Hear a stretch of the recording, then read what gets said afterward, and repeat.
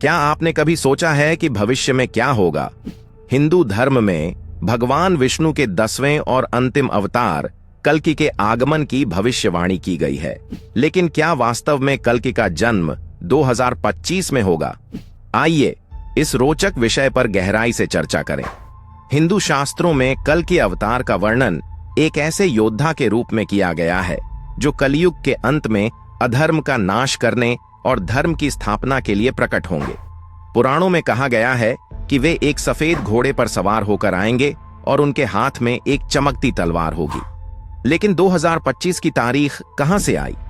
यह दावा कुछ आधुनिक व्याख्याकारों द्वारा किया गया है जो हिंदू ग्रंथों में दिए गए संकेतों और वर्तमान समय की घटनाओं को जोड़कर देखते हैं।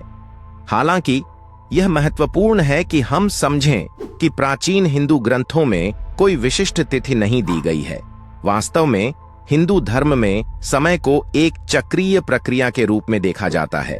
युगों का चक्र सतयुग, त्रेता, द्वापर और कलयुग बार बार घूमता रहता है।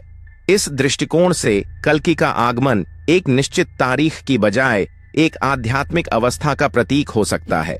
कई विद्वान मानते हैं कि कल्कि अवतार का वर्णन एक रूपक है।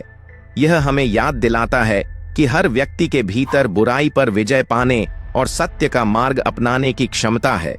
इस दृष्टि से कल्कि का जन्म वास्तव में हमारे अंदर की आध्यात्मिक जागृति हो सकती है। तो क्या हमें 2025 की प्रतीक्षा करनी चाहिए? शायद इससे भी महत्वपूर्ण यह है कि हम अपने दैनिक जीवन में धर्म और नैतिकता के सिद्धांतों को अपनाएं। हमें याद रखना चाहिए कि हिंदू धर्म हमेशा व्यक्तिगत आध्यात्मिक विकास पर जोर देता है। अंत में चाहे कल्कि 2025 में आए या नहीं, हमारा कर्तव्य स्पष्ट है।